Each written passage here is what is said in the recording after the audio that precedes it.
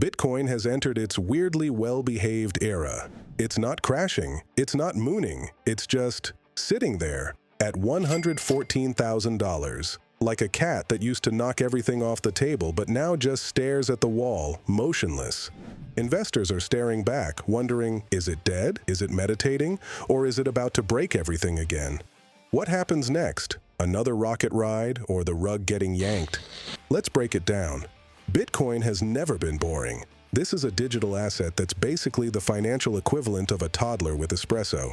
For over a decade, it's bounced between couch cushion spare change and yacht money status. In 2017, it hit $20,000. In 2018, it nosedived to $3,000. Then it shot back up in 2021 and promptly face-planted again like a meme stock on a Monday.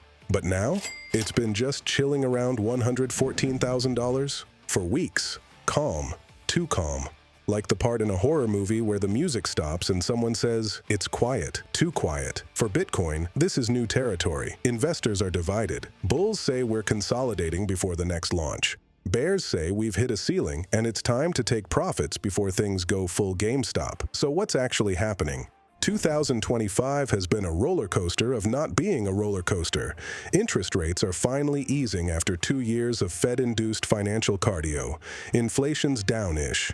Geopolitics, still spicy. Markets, still walking on eggshells. And in the middle of all that chaos, Bitcoin started acting mature? Suddenly, it's no longer just internet magic money. Institutions, yes, the same folks who called it a scam in 2014 are now treating it like digital gold. They've even started putting it on fancy slide decks with words like diversification and non-correlated asset. So yeah, Bitcoin's in its corporate era. Let's talk about the 3 big events that pushed it here. The US finally approved spot Bitcoin ETFs. It only took, a decade. BlackRock, Fidelity, and your uncle's favorite investment firm now offer ETFs where people can get Bitcoin exposure without learning what a cold wallet is. No seed phrases, no hardware dongles, just good old click to buy. This opened the floodgates for institutional money to roll in. And it did. April 2024, Bitcoin halving. The miner rewards were chopped in half like a TikTok attention span. Now, only 3.125 new BTC are mined every 10 minutes. That's like trying to get avocados during a brunch rush. Scarce, overpriced, and everyone wants one. Historically, halving equals price go up. Not financial advice, but the charts don't lie. 2025 has seen some long overdue clarity. The EU finalized their crypto framework. The US SEC, while still cranky, is now giving out clearer signals. And Asia, surprisingly open for crypto business. This isn't perfect clarity, but at least the industry isn't operating entirely in maybe illegal, maybe genius mode. All this built trust. And trust brings money. And money brings high prices. Boom! Bitcoin crosses $100,000, then $110,000, now $114,000. Everyone expected fireworks. Instead, we got the financial version of someone just gently hovering over the buy button. So, now what? Bitcoin's doing that thing markets do when they're trying to psych everyone out, moving sideways. Traders call this consolidation. It's like a sleepover where nobody knows if it's about to turn into a pillow fight or a 3 a.m. meltdown.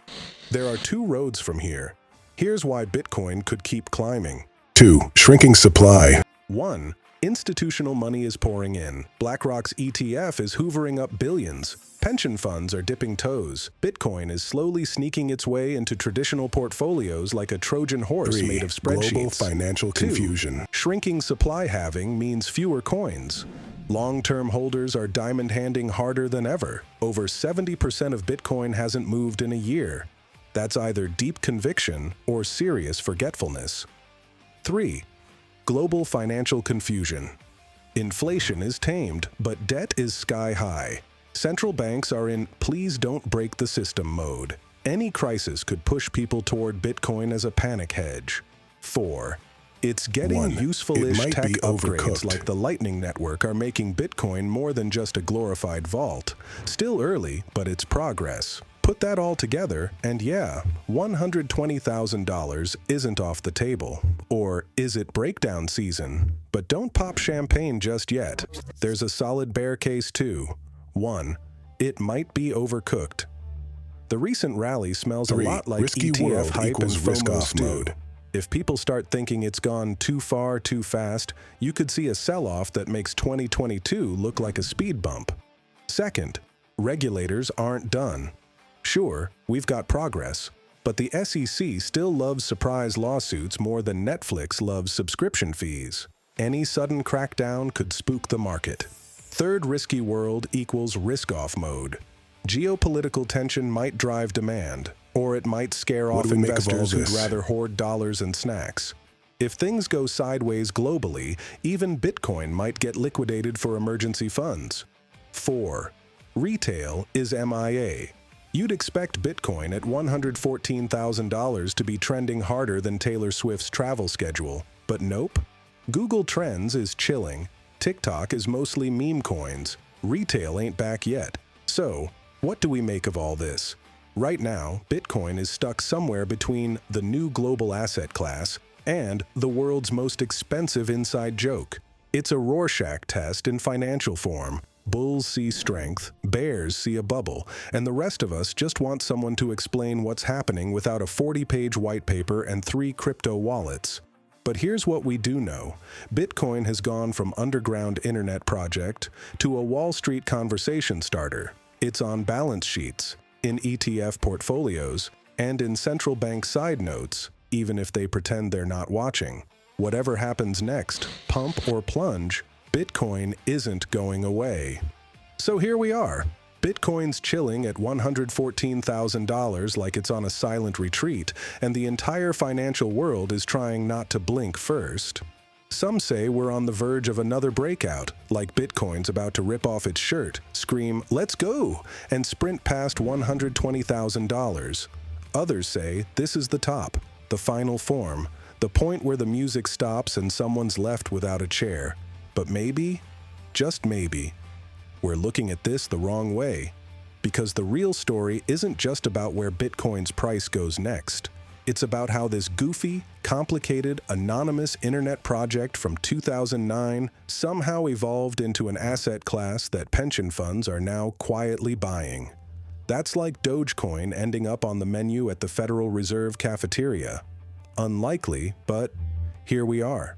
Bitcoin isn't just a rebellious teenager anymore. It's grown up, kind of. It still lives in a basement of wild volatility, but now it wears a suit to meetings.